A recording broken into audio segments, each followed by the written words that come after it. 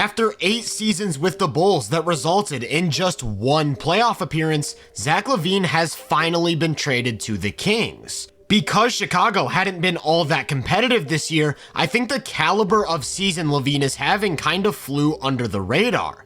Sacramento just added one of the most versatile and efficient scorers on the planet to an already high-powered offensive unit.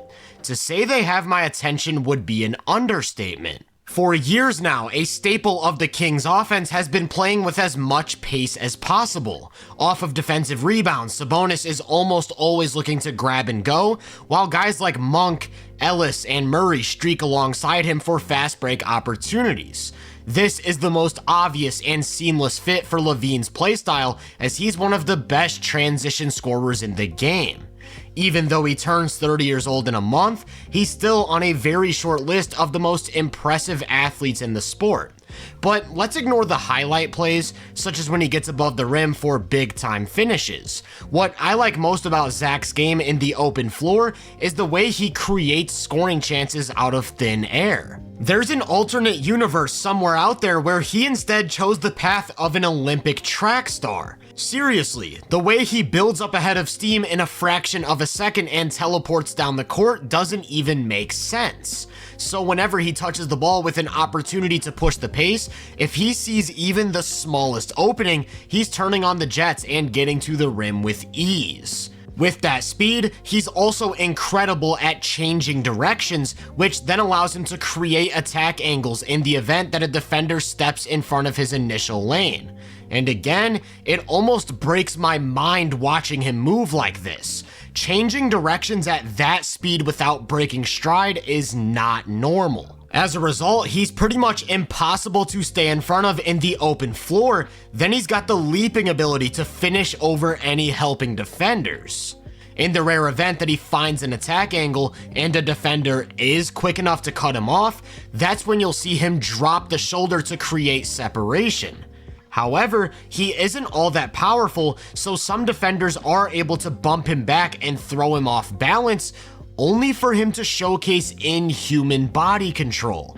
That body control is really what brings everything together. Not only can he change directions on a whim, but he can stop on a dime to create easier finishing opportunities, and when you combine all of these softer athletic traits, as well as the vertical leap, you're left with a guy who can score in a wide variety of ways at the rim.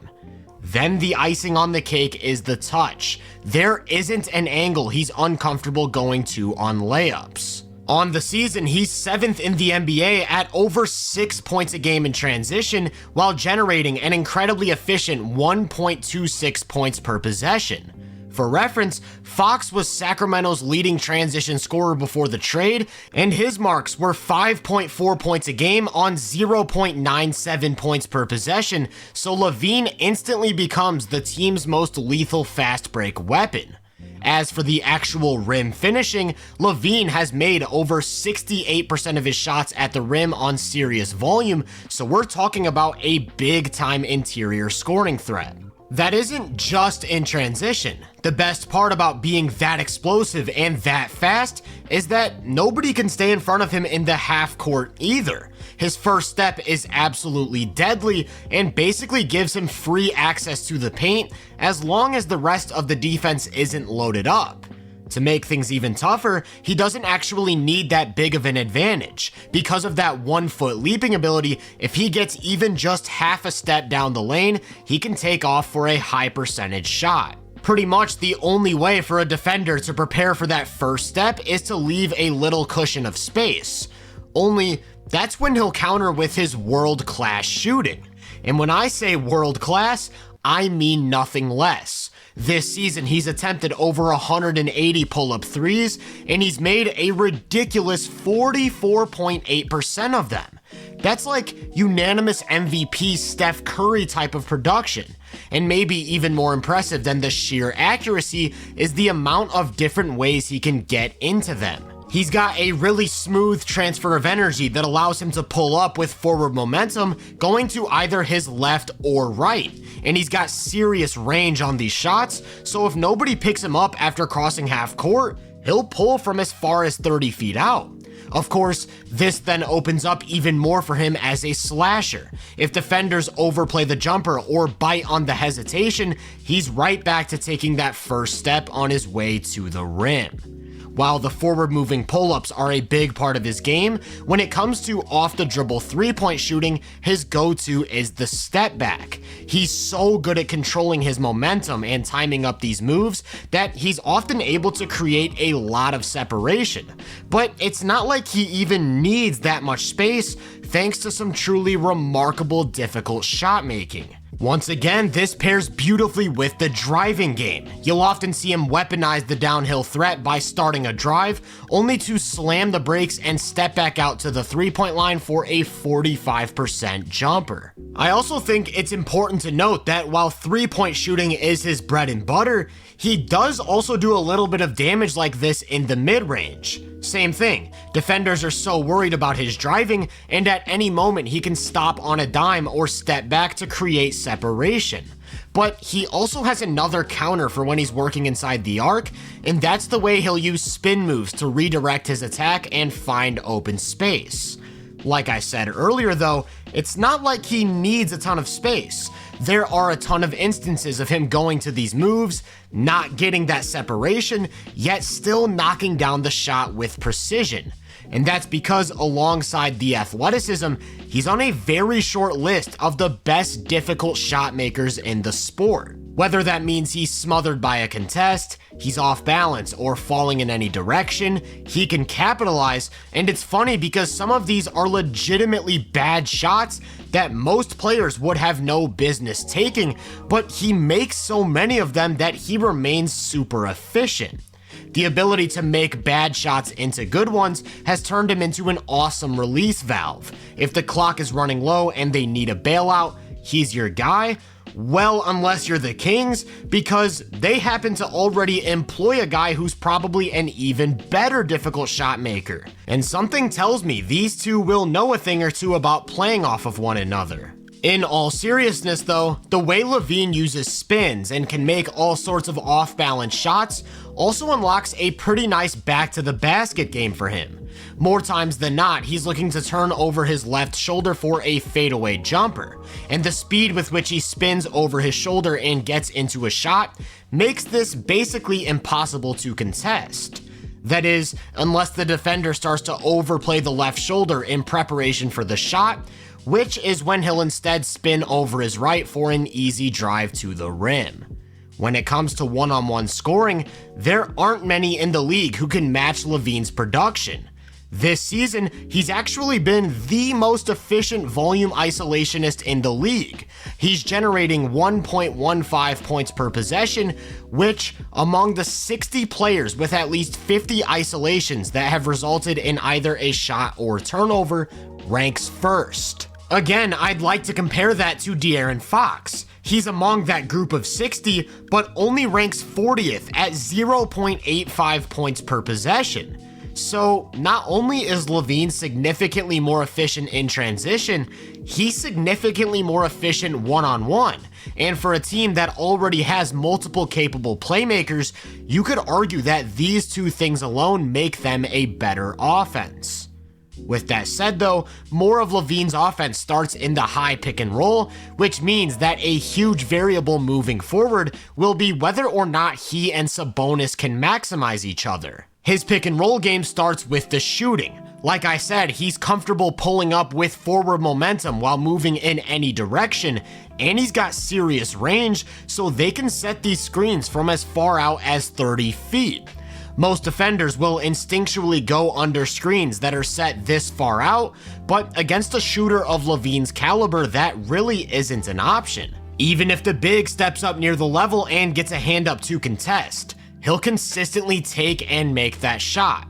Of course, this shooting threat only becomes that much more dangerous when you also have to worry about him turning the corner with speed on his way to the paint. He's great at attacking space. If the big is back in a deep drop, he'll use those sharp changes of direction to create angles to the rim. And just like in transition, if he turns the corner and the big cuts him off, he'll drop the shoulder to create contact and get some separation. I think his pick and roll attack is most comparable to that of Damian Lillard. Bigs have to step up and respect the automatic pull-up three, but as soon as they do that, he's bursting into a drive and putting pressure on the basket. Then when they sit way back to protect the paint from those drives, he can just as easily step back out for a high percentage triple.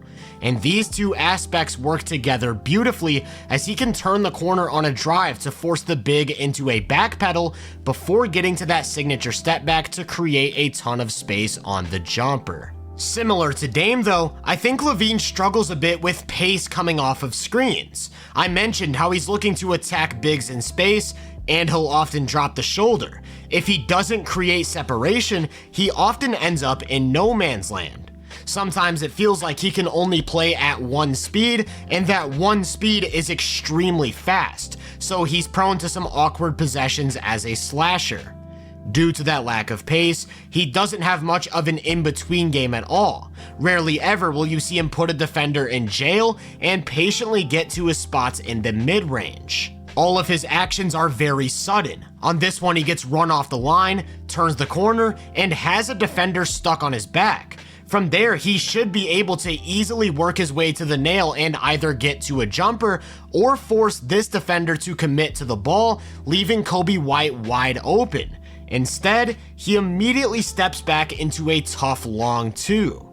The difference with Dame is that he's an elite downhill playmaker, so whenever he turns the corner, he has the option of either hitting his big in the short roll or kicking it out to a shooter. LaVine's a deeply flawed passer, so I think defenses are able to speed him up and force him into making tough decisions. Now, I do want to give him some credit because I do think he's gotten a decent bit better at making basic reads out of these actions. But he's still a very limited playmaker, and for that reason, I don't view him as the type of guy you really want running your offense as a primary ball handler. Luckily for him, the Kings already have those guys. Malik Monk has basically been running point guard for the last month, and he too can sometimes struggle with pace, but he's one of the best interior passers in the game. If they want to slow it down and go for a more patient approach, DeRozan's the guy, as he's pretty much mastered the art of getting to his spots in the mid-range and pairs that with some pretty underrated vision as a passer. Then of course you have Sabonis in the middle, who's not only one of the best passing bigs in the game, he's an elite offensive organizer. What I mean by that is his presence as a ball handler and screener out on the perimeter really unlocks motion, and this is where I expect LaVine to thrive. I talked about LaVine being one of the best pull-up shooters in the league. Well, what if I told you he's just as good off the catch? Over the past 3 seasons, he's attempted over 400 catch and shoot threes while making an impressive 40.9% of them. But I'm not as focused on his ability to spot up and shoot. That matters a lot and will provide a lot more space for guys like Monk and DeMar to operate as on-ball creators.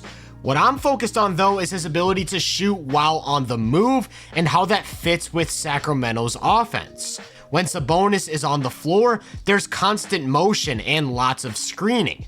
In years past, their go-to movement shooter was Kevin Huerter, but his jumper seemingly vanished. So with LaVine coming in, I expect these same actions to be run for him, except with so many more dimensions. Because not only is he lights out as a shooter off of screens, if he catches the ball with space to attack, he can explode on a drive to the rim. And if the defense overplays the side of the screen in hopes of preventing the pass, that explosive athleticism allows him to cut backdoor. He's great at recognizing opportunities to cut, and because of his speed and finishing ability, there's not much a defense can do to prevent it. So when it comes to playing off of Sabonis, whether that means flying off of dribble handoffs, running around pin downs, or cross screens, I think he'll be an absolutely lethal off-ball weapon for them. He's just so good at shooting, cutting, and attacking off the catch that despite some of the on-ball flaws, his scoring will undoubtedly be a huge difference maker. Now, I will say that the direction the Kings are choosing to go in is pretty interesting, and I'm not sure I agree. I actually wouldn't be surprised if they got a little better after this move, just because LaVine's a much more fit off-ball scorer and floor spacer than Fox, as well as his presence in transition. But they didn't address any of their big issues, which mostly revolve around size, rebounding, and defensive versatility. Those are 3 weak points in LaVine's game, so it's not like adding him gets them over any sort of hump. They'll be incredibly fun to watch, and will continue to be one of the most high-powered offenses in the league. If they want to get to that next tier though, they've got 3 more days to make some trades happen. If you enjoyed this breakdown, make sure to drop a like, subscribe, and turn my post notifications on to be first on more content. If you're interested in my more in-depth research, make sure to check out the Hoop Venue podcast and my social media profiles. You can find those links in the description. Feel free to let me know down in the comments what you think of the Kings. As always, I hope you all have a great day, and I'll catch you guys in the next one.